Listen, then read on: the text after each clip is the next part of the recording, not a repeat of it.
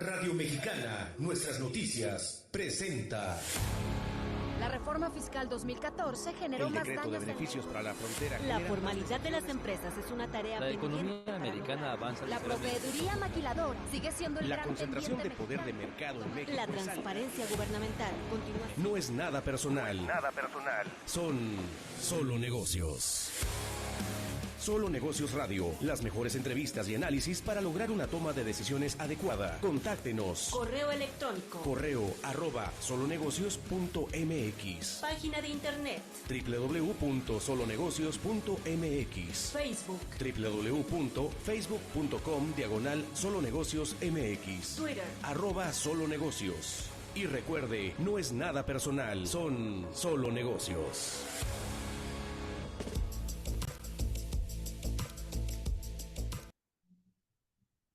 Hola, ¿cómo está? Mi nombre es Alejandro Sandoval. Esto es Solo Negocios Radio, transmitiendo a través del 1300 de amplitud modulada, al igual que por internet en Radio Mexicana, nuestras noticias 1300 AM, fanpage en Facebook de nuestra estación de radio y por supuesto también en Solo Negocios MX y Solo Negocios Radio, mismas plataformas, más tarde en el resto de plataformas con que contamos para la distribución de este programa.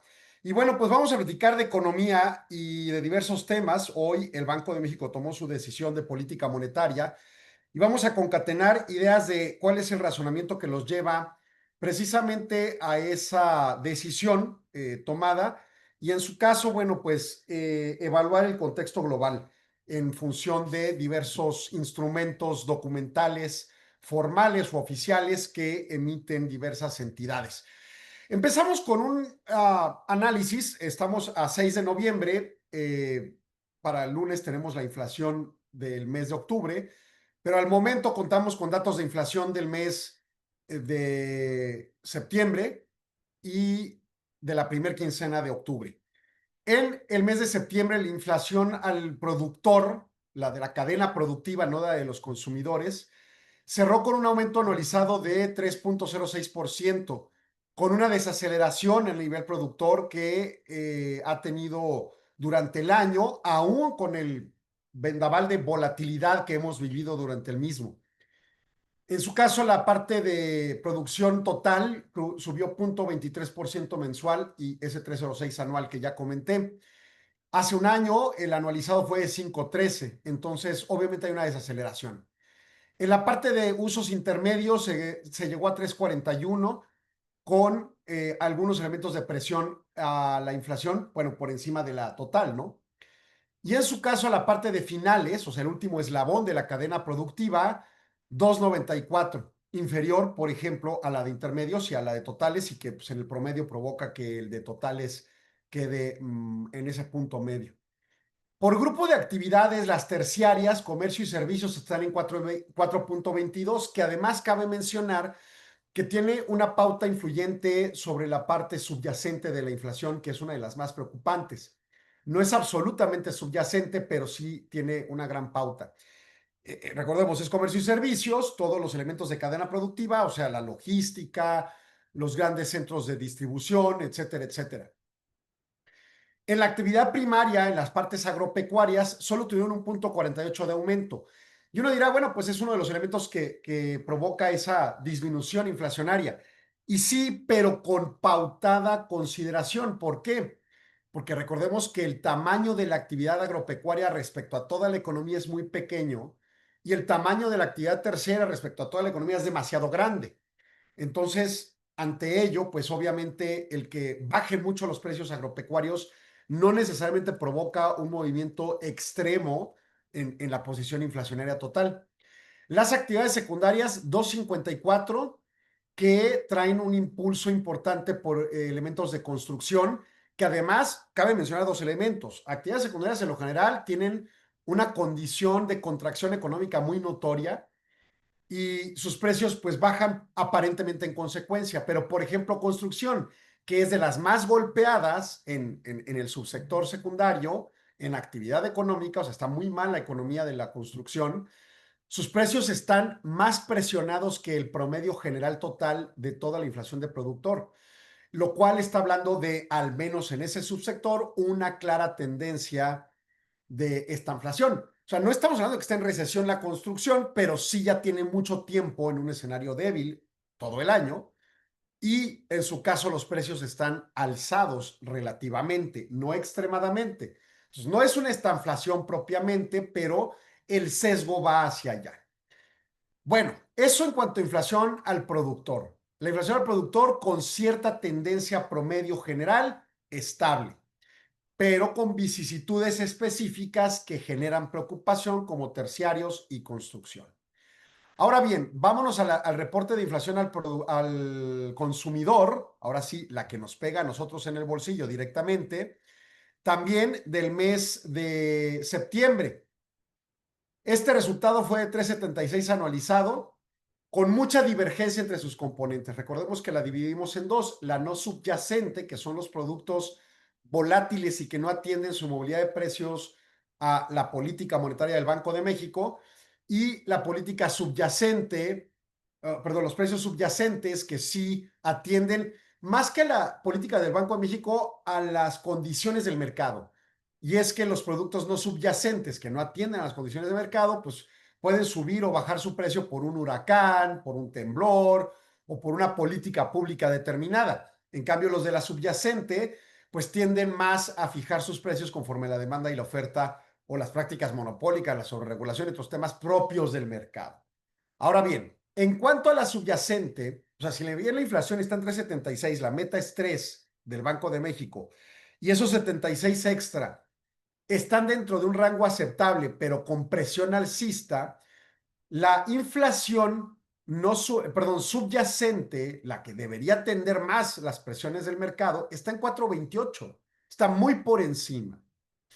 Al contrario, la movilidad no subyacente está en 2,02. Entonces, los productos agropecuarios dependientes de las condiciones del clima o de las políticas públicas están por debajo de metas, están bien. Pero la parte subyacente, que es la que más nos interesa, que llegue a la meta de 3, pues está muy por encima. Y entonces en promedio llega a una inflación relativamente aceptable, alta pero relativamente aceptable. Si a eso le sumamos 4 años completos de una presión inflacionaria recurrente que viene de arriba para abajo, pero no baja plenamente, pues cada vez que va al supermercado las cosas están bien caras, punto, ¿no? Esa es la realidad de la estructura de precios. En esta lógica, pues hay muchos elementos de vicisitudes que ya comentamos el mes pasado cuando se reportó esto, pero por ejemplo, elementos que presionan la inflación, y claro, septiembre es un mes claro para temas de colegiaturas, pero 5,98 a la educación primaria, pues es fuerte, ¿no? Y eso en dato mensual, pero es un mes muy inflacionario para colegiaturas.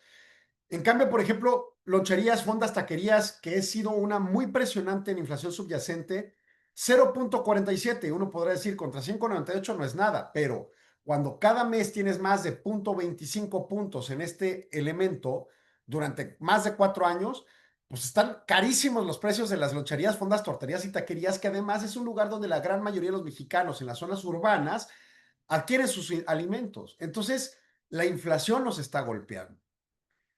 Restaurantes y servicios de alojamientos, inflación anualizada de 7,61.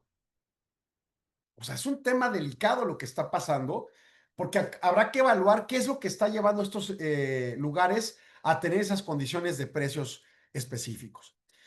Y ya para cerrar el segmento, nos vamos a la inflación al consumidor reportada en la primer quincena de octubre. Fue de 3,63 con una variación quincenal de 0,28. ¿Qué significa? Que siguió una tendencia de disminución. Pero, si bien sigue una tendencia de disminución, por ejemplo, la parte subyacente quedó en 4,24. Quiere decir que persiste la presión en los productos subyacentes que deberían atender a condiciones de mercados influenciados por la política monetaria del Banco de México en las tasas de interés, y no está pasando, y otros elementos siguen presionando a los restaurantes, a los hoteles, a los hospedajes, a los entretenimientos, a los servicios, a las toquerías, a las colegiaturas, etcétera, etcétera, a sostener presiones más altas que lo que debería de ser, 3%, y no nos lleva a un escenario de 4,24. La parte no subyacente sigue despresurizándose, 1,58, o sea, 15 días atrás el anualizado era 2,02 y ahora 1,58, que obviamente tiene una implicación importante, pues por seguir todavía septiembre con subsidios en electricidad para gran cantidad de ciudades de altos calores como Ciudad Juárez, y además para tener un escenario donde pues no ha habido huracanes ni destrozos ambientales que provoquen destrozos a cosechas y demás. Entonces, esas ventajas no vinculadas al mercado ni por políticas públicas, bueno, sí la de subsidio eléctrico, perdón, pues han mantenido la inflación. El problema es que este mes de octubre que acaba de cerrar, se acaba el subsidio para nosotros en el norte y en las zonas calóricas, porque ya no está haciendo calor, ya está haciendo frío. No mucho, pero está haciendo frío. Y entonces, ¿qué cree? La inflación de octubre va a venir influenciada por un alza en los precios de la electricidad. Así que esta tendencia bajista no vinculada al mercado potencialmente se va a ver perjudicada cuando los subsidios eléctricos desaparezcan, como cada año lo hacen, y luego aparezcan hasta mayo, como cada año lo hacen, por política pública, y vuelvan los precios normales de la electricidad. Y bueno, sobra comentar que la evolución sociodemográfica de nuestra nación nos lleva a cada vez consumir más electricidad, lo cual implica pues, que tenemos el mini split prendido todo el día y más computadoras y más televisiones y más aparatos y pues, más electricidad.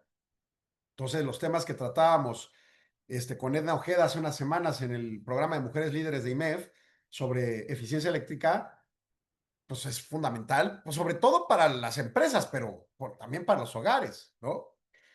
Entonces, así las cosas, el tema de la inflación, en mi opinión, no cede. Claro que va bajando el datito, pero no es suficiente. Y Banco de México está tomando decisiones sobre el datito, en mi opinión, y no propiamente sobre una realidad que además tiene una mega amenaza de volatilidades vinculadas al tema arancelario y al tema que viene de la supravolatilidad que vamos a ver, a vivir tweet tras tweet en los procesos de renegociación del Tratado México, Estados Unidos, Canadá. Así las cosas, el contexto complejo, pero además, y lo voy a comentar hacia el final del programa, una vez que evaluemos el contexto de la decisión del Banco de México, veremos lo que está haciendo el resto del mundo. Y la verdad es que no está alejado de lo que está haciendo el Banco de México. Entonces, pues ahí nos vamos con la bola, ¿no? Así como cuando nos decía nuestra mamá, si tus amigos se avientan, tú también te avientas del balcón, pues básicamente, ¿no? No sé, algo así. Arturo, ¿qué onda? Nos vamos a corte para termino aquí con inflación. Vamos a ciertos datos coyunturales económicos que también considera Banco de México y luego ya a la postura de la política monetaria del banco. Ahí me está escribiendo Arturo. Vamos a corte, regresamos en segundos. No se vaya, siga aquí en Solo Negocios.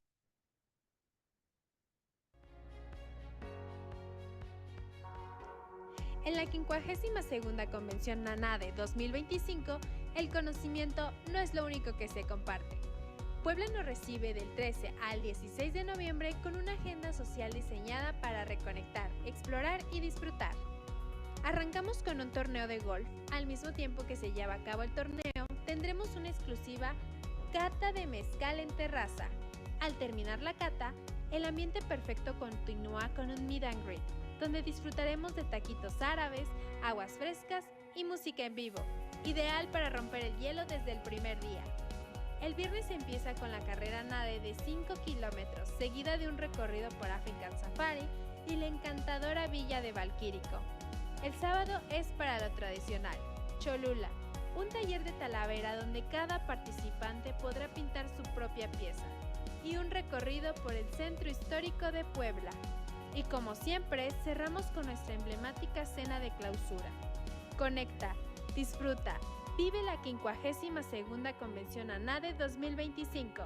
Nos vemos en Puebla.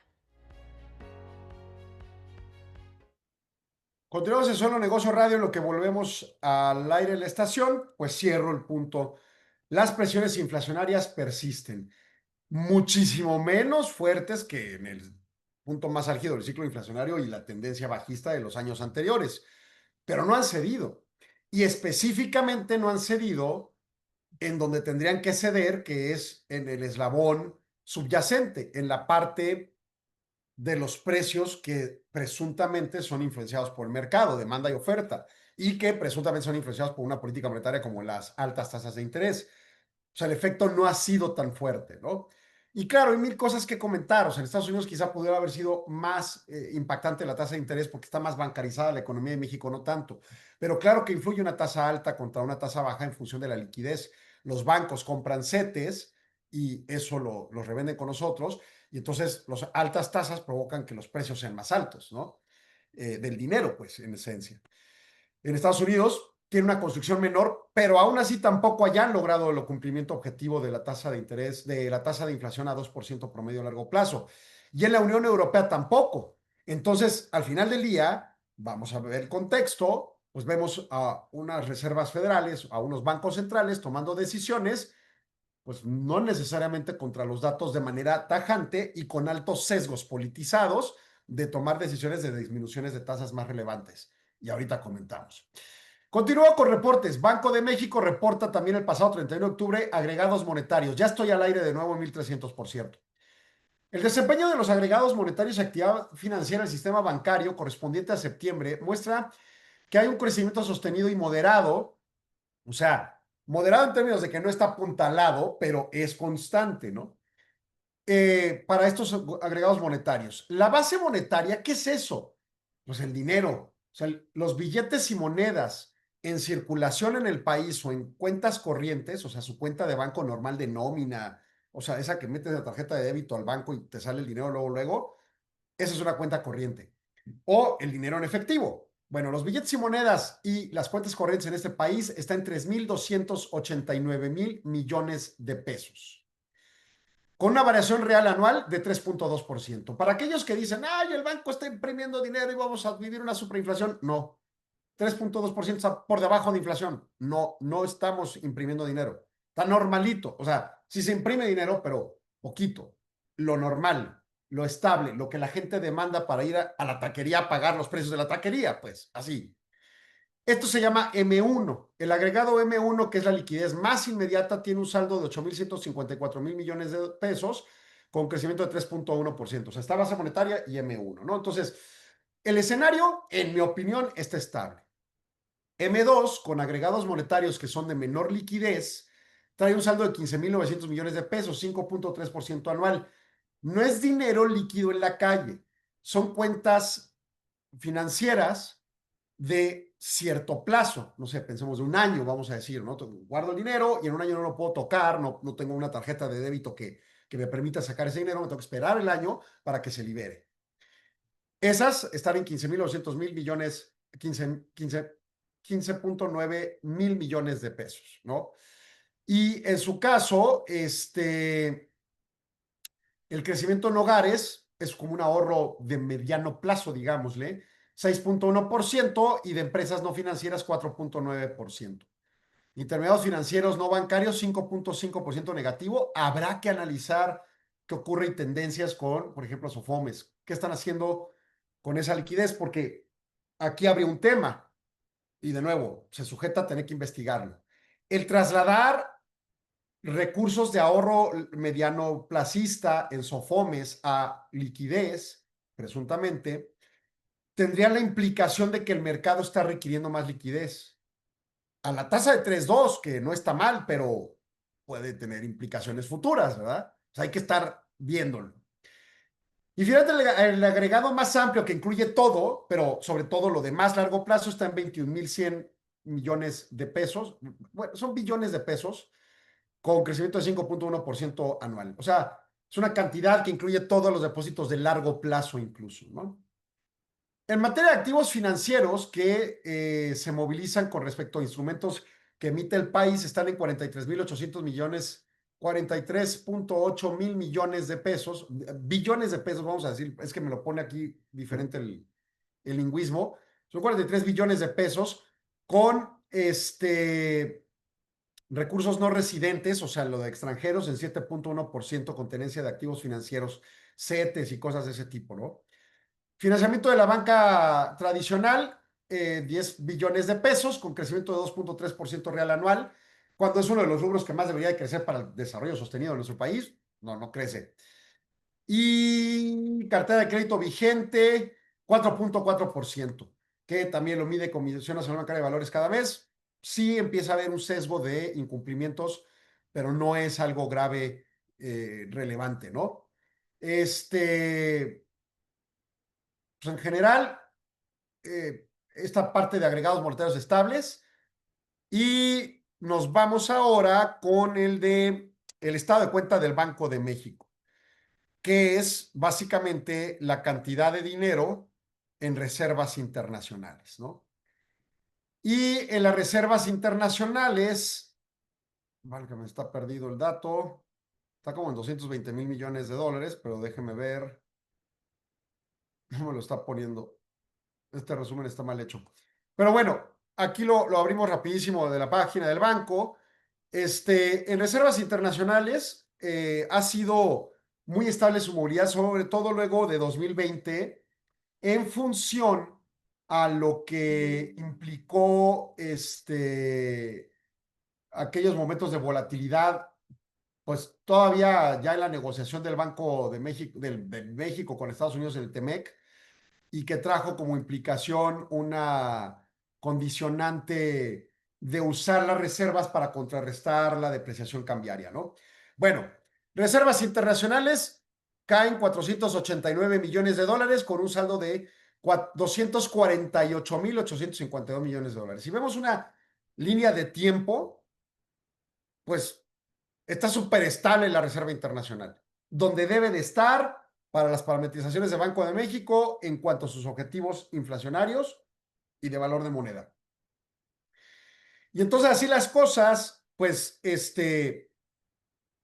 reservas internacionales tampoco con un impacto ni fuerte ni bajo, muy normal, de movilidad de recursos de dólares. ¿Por qué se mueven las reservas? Bueno, se revalorizan algunos activos que están en monedas extranjeras o en otro tipo de instrumentos. Y también, de repente, pues México como gobierno pues requiere recursos para el pago ordinario de la deuda externa o de Pemex y cosas de ese tipo, ¿no? Entonces, pues bueno, esa es la razón de la movilidad de las reservas, pero se mantienen estables. No se están usando y no se están generando afectaciones relevantes al respecto. Y otro eslabón importante para evaluar este contexto para la inflación y la toma de decisiones de la balanza comercial, recordando que de repente importamos no solo productos, importamos también inflación. Ahí los productos vienen sobrepreciados. Que el tema de la subyacente que critiqué ahorita o que señalé ahorita con respecto al dato inflacionario del Banco de México, también pasa en Estados Unidos. Y si comprendemos que la principal parte de nuestras importaciones viene de Estados Unidos, pues entendamos que sus subyacentes los importamos, ¿no? Es parte de nuestra productos, bienes y servicios que tenemos en uso en México, que son importados, traen inflación consigo, ¿no? Bueno, hay un déficit de 2.400 millones de dólares en septiembre de 2025, con un crecimiento anual de importaciones en 15% y en exportaciones de 13%. Este déficit respondió pues relativamente con un movimiento un poco más alto al déficit de agosto, que fue de 1.900 millones de pesos. Y ¿qué más es importante? Bueno, la parte de importaciones. Las manufacturas de exportación siguen fuertes. Aún con todas las constricciones del universo, automotriz está con un estancamiento, pero las demás manufacturas están sólidas. Por ejemplo, las electrónicas, pues la maquila que tenemos aquí al poniente de Ciudad Juárez, que está en computadoras y que es de origen taiwanés y todas estas cosas, tienen muy buenas operaciones, ¿no? Hay un retroceso en ventas hacia Estados Unidos en 7.2% y hay un aumento de 51.2% al resto del mundo. Hace unos meses le comentaba, se sabe de algunas estrategias de algunas maquiladoras de mover sus productos o sus procesos de producción, las que corresponden a Estados Unidos, y las que corresponden al resto del mundo, traerlas aquí, porque vas a seguir aprovechando un buen escenario de precios y costos en la localidad, pero con el resto del mundo. Ya con el tema arancelario y toda la complejidad desastrosa que está ocurriendo en materia normativa de comercio exterior en Estados Unidos y de política laboral, migratoria y demás, y de seguridad, pues bueno, mejor ahí será con lo errático de esa nación, ¿no? Pero ciertamente tenemos esta movilidad. Ahora, obviamente aquí hay un problema. Ciudad Juárez es una ciudad excesivamente lejana de los puertos. Pues estamos a la mitad del Pacífico y del Golfo de México. En esa lógica, es más fácil que una empresa maquiladora o que una manufactura exportadora más pegada a los puertos tenga capacidad de reacción para mover esos procesos de producción que lo que pueden hacer nuestras maquilas. Pero aún así lo están haciendo nuestras maquilas. Y además, en mi entender, un proceso de exportación a cualquier parte del mundo que no sea Estados Unidos puede usar los esfuerzos logísticos estadounidenses que tenemos aquí en El Paso, Texas, que es un hub logístico importante. Y entonces, en esa lógica, la empresa manufacturera puede decir, bueno, pues este producto va para Europa, lo subo a un tren o lo cruzo a El Paso, Texas, lo subo a un tren, se va hasta Houston, se sube a un barco y se va y no paga aranceles americanos. Y entonces usas la logística americana y la capacidad productiva mexicana y ahí hay una alternativa. Oye, pero al final del día es menos negocio que cuando le vendíamos todo a los estadounidenses. De acuerdo, pero tampoco te vas a suicidar porque ya no le puedas vender a los estadounidenses. Esa es la clave, adaptabilidad. Y esas adaptabilidades se tienen que gestar en el Consejo de Administración con gobierno corporativo en el mejor de los casos.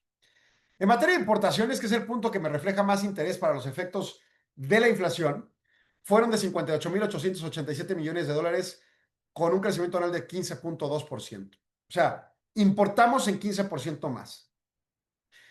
Y hay un crecimiento importante de 19.6% de productos intermedios. O sea, para cadena productiva se creció una quinta parte de lo que importamos el año pasado. O sea, sigue habiendo operación. México impuso algunos aranceles en diciembre del año pasado a ciertos productos de origen asiático, particularmente chinos, sensibles. Si se necesitan, se compran y se pagan al precio, se negocia con el proveedor y punto. Se está produciendo. La estabilidad cero que comentamos, la estabilidad cero, el Producto Interno Bruto de crecimiento prácticamente cero que tenemos en este momento en el país y que tiende a ser ese lo que va a quedar el resto del año, es gracias a este crecimiento en estas exportaciones. No es la economía interna del país. Seguro suma algo, pero la falta de inversión, el detrimento presupuestario gubernamental para hacer recortes para no entrar en déficit público, ahí está. Entonces, aquí hay algo.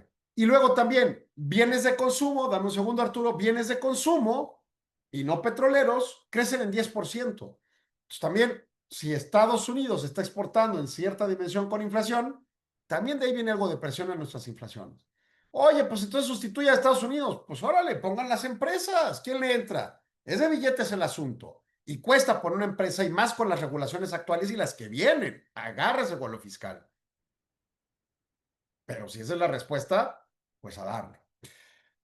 Vamos a corte, regresamos en unos segundos y ahora sí me voy a ir con el tema propiamente de la decisión del Banco de México en base a todos estos datos comentados. Regresamos.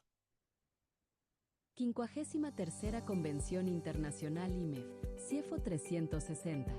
El futuro de las finanzas y el liderazgo. En un entorno global desafiante, el rol del CIEFO está cambiando. Ya no basta con dominar las finanzas. Hoy, se espera que los líderes financieros sean estrategas, innovadores y agentes de transformación. La Convención Internacional IMEF 2025 será el espacio donde se reúnen quienes están definiendo el futuro de las finanzas en México y el mundo. Abordaremos cómo los CIEFO enfrentan un contexto de disrupción tecnológica, incertidumbre geopolítica y presión por la sostenibilidad. Hablaremos de inteligencia artificial, automatización, modelos de gobernanza resilientes y liderazgo con visión 360. Todo en un escenario incomparable, Los Cabos, donde la reflexión estratégica se combina con la inspiración del entorno. No puedes faltar. Quiero, merezco, necesito estar ahí. Nos vemos del 19 al 21 de noviembre en la Convención IMEF, CIEFO 360. Regístrate ya en convención.imef.org.mx. Los Cabos te espera. El futuro también. Continuamos en Solo Negocio Radio, en lo que regresamos al aire. Me faltó también el IGREPSE, que es el registro de productividad laboral y empleo y remuneraciones. Ahorita lo comento al aire, pero es fundamental también. O sea, es comprender cómo estos elementos de economía, no necesariamente vinculados propiamente a una fijación de precios, tienen influencia en los precios. Y entonces, para lo que voy a comentar, ahorita regresando al aire, que también es pues, la decisión de política monetaria del Banco de México, y lo que voy a decir al respecto, pues, ¿qué onda con esto, no? O sea, ¿lo estamos viendo completo o no? O nomás es ver el datito inflacionario. Y estoy seguro que ninguno de los gobernadores ni sus economistas lo están haciendo al garete. El problema, el detalle, es que los datos no me arrojan una visión de que las cosas se estabilicen en el tiempo. Regresamos al aire. Entonces, comento el último indicador previo a hablar de la decisión de política monetaria. Índices globales de personal y remuneración de sector económico. No sé por qué le dicen globales, pero es de México, ¿verdad? Es de INEGI. Entonces, el de personal ocupado cayó 0.3% mensual y tiene una contracción de 1% anual. O sea, ciertamente está habiendo una degradación en la generación de empleo. Punto. Y luego, cuando vemos el de remuneraciones, tuvo un incremento mensual de 0.3 y de 2.9 anual. Y cuando vemos remuneraciones medias reales ya ajustadas por inflación, el incremento mensual es de 0.5 y el anual es de 3.9. ¿Qué quiere decir esto? Bueno, quiere decir que la gente está ganando más con menos posibilidades de conseguir empleo, o sea, no muchos menos, no hay desempleo masivo, ninguna locura, pero la tendencia se está degradando de generación de empleo, pero hay presiones inflacionarias de salarios. ¿Cuáles? Salarios mínimos. Y en enero vamos a tener alza de salario mínimo en 12%, como lo ha proyectado el gobierno. El tema de las 40 horas, que no tenemos ni la menor idea cómo va a quedar. La propuesta no se ha puesto en el Congreso. Estamos a 6 de noviembre. Se supone que para el 15 de diciembre salen de vacaciones los legisladores y son tan celosos de las vacaciones que se van a ir, por supuesto. Claro que tienen la capacidad de que llegue la iniciativa y la voten en 3 minutos, ¿verdad? Pero el tema es cómo va a quedar para que midamos el impacto para las empresas. O sea, si nos bajan las 8 horas de golpe para el 1 de enero, pues va a haber un impacto inflacionario notorio. Si las bajan de 2 horas en 2 horas durante 4 años, pues podemos ahí modularlo un poco. Veremos. Ahora bien, el tema salarial persiste. Para economías como Juárez, que la meta de la presidenta Sheinbaum, de su campaña y de su Plan Nacional de Desarrollo, acerca de elevar la capacidad de compra de un salario mínimo a 2.5 canastas básicas al final de su sexenio, conlleva un cálculo de subir más o menos 12% del salario mínimo cada año si la inflación no se aloca. Bueno, dicho eso, en Juárez ya andamos en 2.6% en este momento. O sea, en Juárez ya no tendrían que subir el salario mínimo. No se puede constitucionalmente porque el año pasado reformaron la Constitución y dicen que el salario mínimo tiene que subir conforme inflación como mínimo cada año, pero no se ha hecho la regulación secundaria, entonces todavía no es firme el punto. Sin embargo, políticamente ni de error van a decir que el salario mínimo no sube en Juárez. Entonces, como mínimo, tendría que subir, vamos a pensar, 4%. Supongamos que la inflación de Juárez cierre en 5% el salario mínimo. El problema es que nadie dice nada en Conasami. Están así, calladitos. Y en Coparmex y en los sindicatos laboralistas tampoco dicen nada. Entonces dices, oye, espérame, a la frontera, no solo a Juárez, no debería de subir el salario mínimo 12%. Entiendo que el resto del país para la meta de la presidenta, que es muy buena meta, porque es la primera vez que escucho que fijan una meta sexenal. Pero ¿por qué para la frontera, que ya superamos la meta, nadie dice, oye, pues en la frontera ni vamos a tocar el tema, o sea, se va a subir la inflación y se acabó? Ese es el mandato. Si no, entonces te vas a generar presiones inflacionarias en una ciudad ya de por sí inflacionada. Porque aquí dependemos, uno, de muchísima producción foránea. O sea, aquí no tenemos cosechas de producción alimenticia, hay algo de cárnicos que está más destinado a exportación, y entonces todo lo que nos llega de comida tiene que venir de fuera, de lejos, y que paga todavía sobreprecios sobre combustibles y logística. Y muchos otros productos que vienen de la Unión Americana o de otros países que también pues llegan aquí, porque nuestras maquilas no producen para nuestro consumo, producimos para exportar. Ese es el argumento teórico de la maquila. Entonces, en esa lógica, Juárez es una ciudad cara de manera natural, por su ubicación lejana a todo, pues es nuestra culpa pues, estar tan lejanos a todos, geográficamente, ¿no? Pero bueno, ahora bien, ¿qué dijo el Banco de México entonces en la Junta de Gobierno que tuvo esta mañana? El Banco de México decide disminuir 25 puntos base el objetivo para tasa de interés interbancaria a un día a un nivel de 7.25. Esto a partir de mañana, 7 de noviembre. Y analiza lo siguiente. Y por supuesto, el profundo análisis se hace con las minutas que en 2 semanas las liberan, pero el anuncio aquí viene. Al tercer trimestre de 2025, julio, agosto, septiembre, la actividad económica global se expandió a un ritmo más lento que un trimestre atrás. Está desacelerando el planeta en economía. Ante este entorno, en base a tensiones comerciales, hay una anticipación de que la economía mundial y la de Estados Unidos se desaceleren este año y el próximo respecto a 2024. O sea, se entiende, 2025 se va a crecer menos que lo que creció en 2024, más en las economías desarrolladas.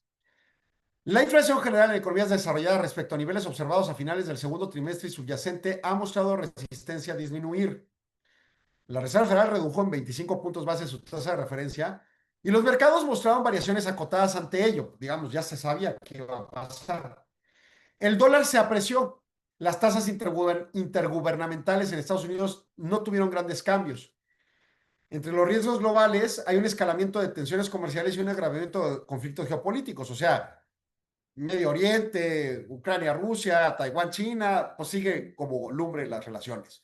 Y luego los conflictos comerciales, pues se negocia y de repente un tuitazo de que ya no te hablo y te doy la espalda y estas cosas, ¿no? Que este es el grado de política que tenemos en el mundo, ¿no? Y entonces ante ello, obviamente hay volatilidad, pero aún con esa volatilidad persiste una posición de crecimiento, o sea, crecimiento, no negativo. Más lento que el del año pasado, la inflación sí cede, pero no tan relevante, y en su caso, las bancas centrales desarrolladas bajan la tasa. Desde la pasada edición de política monetaria en nuestro país, las tasas de interés a corto y mediano plazo tuvieron disminuciones, las de largo plazo aumentos ligeros. El peso se depreció ligeramente con todo y la apreciación del dólar, que tiene su escenario vinculado, ¿no? En el tercer trimestre de 2025, la actividad económica presentó contracción en relación con el segundo trimestre. La incertidumbre y las tensiones comerciales continúan implicando riesgos a la baja. O sea, todo escenario de volatilidad sigue siendo volatilidad, no se ha traducido propiamente en siniestros. Pensemos, voy a 100 kilómetros por hora en la calle y mi riesgo de chocar es alto, pero no he chocado. La economía enfrenta riesgos de tener un problema fuerte con todos estos problemas comerciales y políticas públicas, que no lo cita el banco, pero todos lo sabemos hacia adentro de nuestro país, pero no ha pasado nada todavía. Simplemente se va soltando el acelerador, pero se sigue avanzando, ¿no? Entre la primera quincena de septiembre y la primera de octubre, la inflación general disminuyó de 3,74 a 3,63, ya lo comentamos, la subyacente con 4,26 a 4,24, ya lo comentamos. Las expectativas para el cierre del año disminuyeron ligeramente, y MEF lo dijo a principios de mes. Las de mayor plazo están relativamente estables. Los pronósticos de las inflaciones general y subyacente tuvieron cambios moderados. Se espera que la inflación general logre la convergencia, que es la meta de 3% del banco, en el tercer trimestre de 2026, que es el cuadro que ilustra Banco de México en su boletín, ¿no? Los pronósticos están sujetos con riesgos al alza como depreciación del tipo de cambio. O sea, se sabe que aun cuando la apreciación con la depreciación multiperiódica del dólar provocaría una apreciación del peso, los vaivenes va a estar sujetando con riesgos a que el peso se deprecie. Y un peso depreciado inflaciona la economía, porque importamos mucho, como ahorita lo comentamos, ¿no? Persistencia de la inflación subyacente, la parte más vinculada al mercado, más vinculada a la demanda de oferta, se puede seguir presionando. ¿Por qué? Altos salarios. ¿Qué es lo que más pagan las taquerías? Carne, tortillas y salarios. ¿Qué es lo que más pagan los restaurantes? Salarios y la ubicación, la renta. Esas no necesariamente tienen un problema las rentas, pero sí los salarios, ¿no? Disrupciones de conflictos geopolíticos o políticas comerciales. Si todo el mundo se pone a pelearse, oprimir un botón mal ahí en un aparatito que explote bombas, provoca problemas económicos después, obviamente, y en segundo nivel de relevancia que la muerte de gente, ¿no? Problemas comerciales, el ya no te hablo y ya no hago relaciones comerciales contigo porque me enojé, también, ¿no? Provoca problemas. Presiones en costos. Hablo específicamente por la parte subyacente, las que se vinculan a políticas públicas, que lo dicen así, sin decirlo con claridad, ¿verdad? Pero pues, eso es lo que están diciendo. O sea, la ley de amparo no va a provocar inflación por sí misma, la reforma judicial no va a provocar inflación por sí misma. El problema es que cuando entre en vigor la ley de aguas y la ley de vivienda y la ley laboral que viene con los cambios y lo que sea, y no haya cómo defenderse, porque no hay ley de amparo ni poder judicial, entonces va a haber presiones en costos. Y las afectaciones climáticas, que no han ocurrido este año, pero el problema es que el cambio climático persiste. Y entonces el incremento de las afectaciones de huracanes, de ciclones, de terremotos y de cosas, sea que sea de cambio climático o no, pero que está ocurriendo el incremento, y aunque este año no haya pasado, pues nos puede destruir cosechas y va a generar presiones. ¿Qué cosas han bajado de riesgo? Una actividad económica menor a la anticipada, un menor traspaso de aumento en costos, menores presiones de apreciación de la moneda nacional, etcétera. O sea, son cosas que si ocurren, están ocurriendo ya en menor dimensión. Bueno, balance de riesgos sigue con un cierto sesgo al alza. Y entre ello, pues el banco tiene que comprender que existe posibilidades de desaceleración notoria. Con esto, el banco tomó la decisión de continuar el ciclo de disminuciones en congruencia con el panorama inflacionario, el dato de inflación general. Consideró el tipo de cambio, que como está apreciado ayuda, la debilidad de la actividad económica, que la teoría dice que cuando nos desaceleramos se despresurizan los precios, y no les está pasando en todos los eslabones. Y en su caso, los posibles impactos ante cambio de políticas comerciales a nivel global, que la apuesta en mucho es que sostengamos tratado con Estados Unidos, esperamos también con Canadá, y que ellos se peleen con todo mundo y entonces nos cerremos en un circulito de una especie de régimen aduanero no legalizado en Norteamérica, ¿no? Entonces, pues es como un Hail Mary con cierta certeza de tener a Joe Montana aventándolo, ¿no? Pero puede fallar. Con la presencia de sus miembros, toma la decisión de bajar en 25 puntos base con la decisión de Victoria Rodríguez Ceja, la gobernadora, y las subgobernadoras Galia Borja, perdón, la subgobernadora Galia Borja y los subgobernadores José Gabriel Cuadra y Omar Mejía Castelazo. El único que votó por mantener en 7.50 la tasa fue Jonathan Kit Constance, que tiene bastantes meses diciendo tenemos que poner un freno a las disminuciones, y tiene muchos más meses diciendo las presiones de políticas públicas mexicanas pueden traer consecuencias. Perdón, hacia adelante la Junta de Gobierno va a valorar recortar la tasa de referencia y tomar en cuenta los efectos de los determinantes de la inflación. Las acciones que se implementen serán tales que la tasa de referencia sea congruente con la trayectoria para lograr la inflación en 3%. El banco reafirma su compromiso de mandato prioritario y la necesidad de preservar los esfuerzos de consolidar la inflación a la baja con estabilidad. O sea, no es más que baje la inflación de golpe, sino que sea estable, ¿no? Proyecciones. Inflación logra meta en el mes de septiembre de 2026. La subyacente también. Y pues ante ello, esta es la decisión. Vamos a corte y regresamos para concatenar esto con las preguntas globales y cerrar con un planteamiento crítico. Volvemos.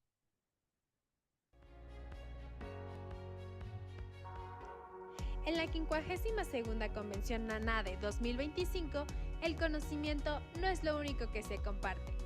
Puebla nos recibe del 13 al 16 de noviembre con una agenda social diseñada para reconectar, explorar y disfrutar. Arrancamos con un torneo de golf. Al mismo tiempo que se lleva a cabo el torneo, tendremos una exclusiva cata de mezcal en terraza. Al terminar la cata, el ambiente perfecto continúa con un meet and greet, donde disfrutaremos de taquitos árabes, aguas frescas y música en vivo, ideal para romper el hielo desde el primer día. El viernes empieza con la carrera NADE de 5 kilómetros, seguida de un recorrido por African Safari y la encantadora villa de Valquírico. El sábado es para lo tradicional, Cholula, un taller de talavera donde cada participante podrá pintar su propia pieza, y un recorrido por el centro histórico de Puebla.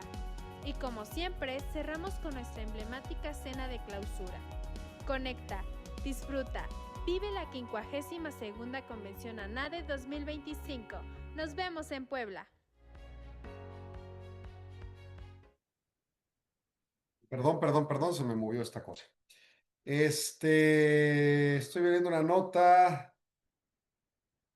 Son análisis técnicos privados. Todavía no hay una iniciativa formal, solo fuentes cercanas diciendo que va a haber una degradación paulatina. Estamos regresando al aire. Ya, de la jornada laboral, pero nada en firme todavía. Plantean, por ejemplo, 2026, 2 horas, de 48 a 46, 2027, 2 horas, de 46 a 44, 2028, 2 horas, de 44 a 42, 2029, 1 hora, y 2030, 1 hora, para cerrar el sexenio en 40. Me suena más a un argumento político que aritméticamente bien evaluado, pero pues bueno, veremos. ¿Qué pasa en el planeta? Ya platicamos la semana pasada de las decisiones de la Reserva Federal y del Banco Central Europeo, pero, punto uno, el Banco de México, como representante de instituciones financieras globales, emitió consulta para el artículo 4 a este 2025 con el Fondo Monetario Internacional. Recordemos que tenemos una línea de crédito, o sea, cosas con las que opera el país. Como si fuera una empresa, piénselo. Tienes tu capital guardado, o sea, no sé, tu dinero, vamos a decir, no pagaste dividendos, entonces tus utilidades del año pasado las tienes ahí guardadas para reinvertir, y luego las ventas de este año, y luego obviamente tienes algo con qué operar, tu capital, tus activos, y tienes líneas de crédito, ¿no? Tienes una línea de crédito con el Fondo Monetario Internacional, que en caso de cosas, pues ahí está. Tienes tus reservas internacionales, que ahorita las citamos, y también ahí están, ¿no? Entonces, la consulta del artículo 4 es una práctica de seguimiento y evaluación implementada por el fondo a los países miembros desde 1978 para, por un lado, evaluar al país miembro y luego también estar en el plano del convenio consultivo del propio fondo. El objetivo fundamental es que evalúen la situación económica actual y las perspectivas de cada nación integrante. Y esta evaluación se hace por medio de este equipo técnico especializado que visita México y con ello pues, se hace este análisis. Como parte integrante del proceso, recopilan datos, hacen análisis cuantitativos y con reuniones con las autoridades se toman las determinaciones para llevar la evaluación al Comité Consultivo del Fondo Monetario. En estos encuentros, pues se hacen también visitas a especialistas del sector privado y representantes de sociedad civil, pensemos líderes empresariales y laborales, para tener una perspectiva integral de lo que ocurre en el país. El alcance temático excede políticas macroeconómicas y financieras, también se extiende a otros elementos que puedan incidir. O sea, pueden evaluar la reforma judicial, por ejemplo. Entienden, o sea, no es un tema que de manera automática provoca un daño económico, pero sí las potenciales implicaciones, ¿no? Con toda la información se toma una decisión y se vuelve a proponer la extensión de la línea de crédito. Por otro lado, México también evalúa, oye, ¿mis condiciones económicas son suficientes o no para querer todavía tener la política, la línea de crédito? Y a pregunta expresa, la semana pasada, que fue la conferencia de prensa de la Secretaría de Hacienda, le preguntaron a Edgar Amador, el secretario de Hacienda, oye, ¿vamos a extender la línea? Él dijo, sí, en general no cambian esas vinculaciones, ¿no? Entonces México sí quiere tener la línea, sabe que es como un colchoncito seguro que tenemos, nunca lo hemos usado en, pues no sé, los últimos 25, casi 30 años. Y es más, creo que en el 95 no se usó línea de crédito del Fondo Monetario, sino más bien el apoyo estadounidense, que nada más sirvió también de colchón, o sea, no se usó el crédito propiamente. Pero en fin, el punto es, en México está siendo evaluado y lo más probable es que salgamos bien en estos análisis y digan, bueno, quizá 2, 3 puntitos a corregir y ahí está su línea. Y México dice, sí, queremos la línea. Ok, con eso, reservas internacionales y lo que tenemos de país y presupuesto el próximo año y demás, vamos a aventarnos. Vuela. ¿Qué más pasa? En ese contexto, el Banco Central Europeo tiene sus conferencias y hace este análisis específico llamado Política Monetaria y Riesgo Soberano, que es un análisis que hacen Jan Bey, Christian Aron, Bey es de Rochester, Arlon de Indianápolis y Mijal de Ohio, de entidades universitarias o Reserva Federal, y Ainki de la Reserva Federal de Nueva York. Y ellos hacen un análisis nuevo keynesiano. ¿Qué es eso? Bueno, John Maynard Keynes, un economista sumamente reconocido en el siglo XX, que presuntamente saca de Estados Unidos con sus teorías económicas de la Gran Depresión del 29, pues plantea mucho intervención estatal para resolver las problemáticas económicas y salida del Estado, de la economía, para cuando la economía esté estable.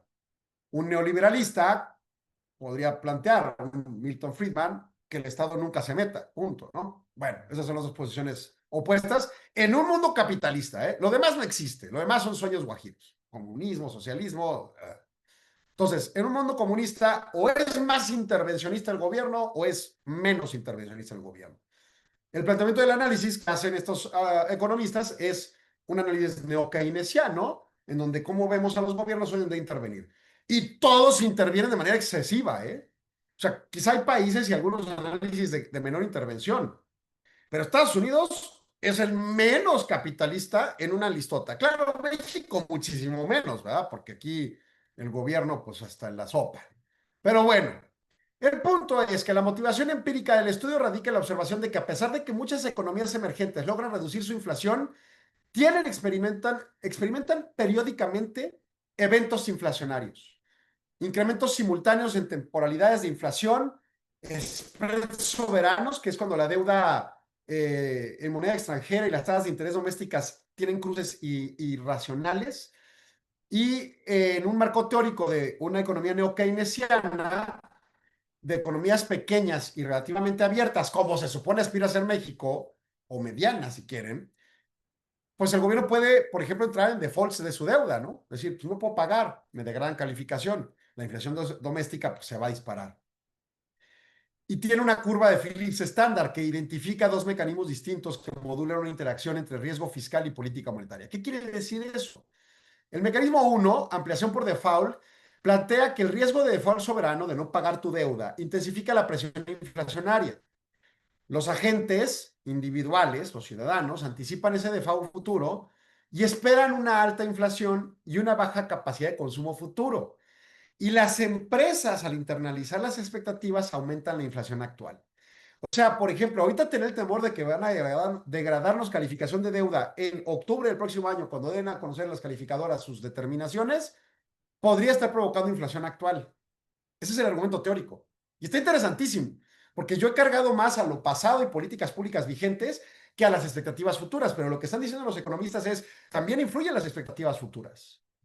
El segundo mecanismo es el de disciplinamiento monetario.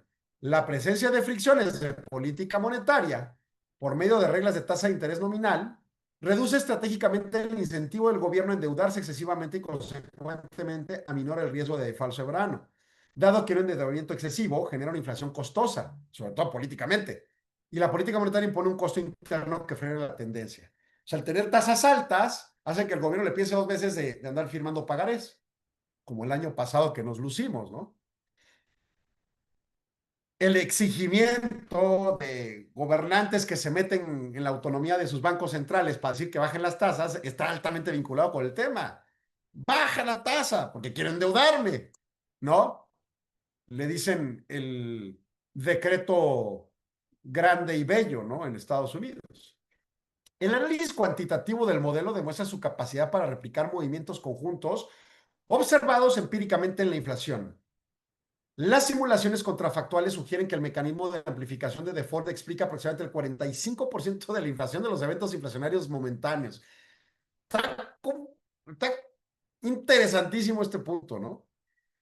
En el contexto de evaluación de reglas de política monetaria, la investigación concluye que el estricto objetivo de inflación no es una regla óptima con los riesgos soberanos. O sea, si México tiene este riesgo soberano, no es el único elemento sensible, nuestra meta es 3%. Si bien la regla elimina la fricción de precios doméstica, también suprime el mecanismo de disciplinamiento monetario, lo que resulta en un riesgo mayor de default excesivo y reducción de bienestar agregado. O sea, pensar más en el sesgo del problema de la degradación de calificación de deuda del país y que esto pudiera estar provocando que las empresas sostengan sus presiones, más las políticas públicas existentes, ya me hace pensar que el banco no necesita estar reaccionando bien y que debería evaluar muchos más elementos que meramente el objetivo de tasa, como lo acabo de decir según su boletín. Habrá que leer la minuta para no ser tan genérico, ¿no? En el argumento, y en 2 semanas lo comentamos. Pero al menos en principio, en el boletín de prensa que emitieron hoy, dice, nuestro objetivo es 3 y punto. Y así dicen todos los bancos centrales, ¿eh? Quizá el lenguaje tendría que extender ciertos tópicos que hagan ver cosas. Ahora, este es un estudio arbitrado, muy serio, lo que gustes, pero es un estudio, no es la teoría del todo, ¿no? Entonces, habrá que ver cómo vienen puntos. Otro análisis es, bueno, más que análisis, es la derivación de una encuesta que hace el Banco Central Europeo para expectativas de crecimiento en Europa. ¿Qué tiene que ver Europa con México? Bueno, aguanta. Tiene que ver porque Europa también hace sus expectativas no solo con respecto a Europa, sino con respecto al movimiento generalizado, ¿no? Las expectativas, dice, de la inflación general medida por el índice armonizado de precios al consumidor fueron revisadas al alza ligeramente en 1/10 para llegar a 2.1, pero sin cambios a 2026 y 2027. Entonces, se entiende que este año no se va a cumplir la meta de manera tajante, pero que es 2 en Europa, si nos va a dejar en 2.1, no está mal, y el próximo año sí se va a cumplir, y 2027 también. Entonces, Europa modula la idea desde el sector privado que las cosas se van a lograr, que todo este mundo volátil eventualmente cederá ciertos terrenos.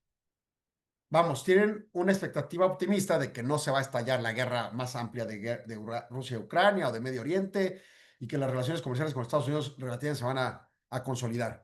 Mucho tiene que ver lo que pasó hoy o que está pasando con las decisiones de la Suprema Corte de Estados Unidos por el tema de las aranceles, pero de cualquier forma, lo errático de las relaciones va a continuar, ¿no? Finalmente, también está el de financiamiento, una encuesta de financiamiento de la Unión Europea, que también habla de cómo conciben las empresas, cómo vienen las condiciones crediticias. Prácticamente no hay variaciones entre julio y agosto cuando se hacen las encuestas, con un ligero endurecimiento en condiciones crediticias que no están relacionadas con precios, sino más bien componentes de revisión de estándares, ASG, le suena, gobierno corporativo, y de parámetros de plazo y otros, ¿no? O sea, no tasa de interés.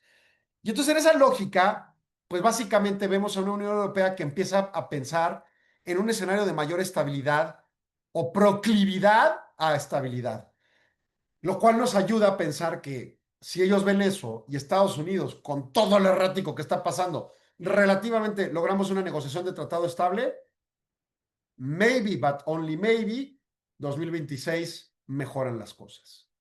Esperemos. Y esperemos que Banco de México no se esté equivocando y nuestra perspectiva inflacionaria, que sí en lo personal lo reconozco, está sesgada al alza, ceda ante el contexto actual que tiene mecanismos ajenos y externalidades, pero positivas que pudieran usarse. Ya las platicaremos.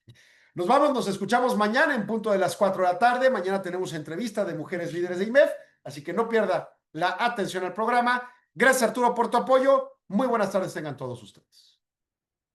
53ª Convención Internacional IMEF, CIEFO 360. El futuro de las finanzas y el liderazgo. En un entorno global desafiante, el rol del CIEFO está cambiando. Ya no basta con dominar las finanzas. Hoy, se espera que los líderes financieros sean estrategas, innovadores y agentes de transformación. La Convención Internacional IMEF 2025 será el espacio donde se reúnen quienes están definiendo el futuro de las finanzas en México y el mundo. Abordaremos cómo los CIEFO enfrentan un contexto de disrupción tecnológica, incertidumbre geopolítica y presión por la sostenibilidad. Hablaremos de inteligencia artificial, automatización, modelos de gobernanza resilientes y liderazgo con visión 360. Todo en un escenario incomparable. Los Cabos, donde la reflexión estratégica se combina con la inspiración del entorno. No puedes faltar. Quiero, merezco, necesito estar ahí. Nos vemos del 19 al 21 de noviembre en la convención IMEF, CIEFO 360. Regístrate ya en convención.imef.org.mx. Los Cabos te espera. El futuro también.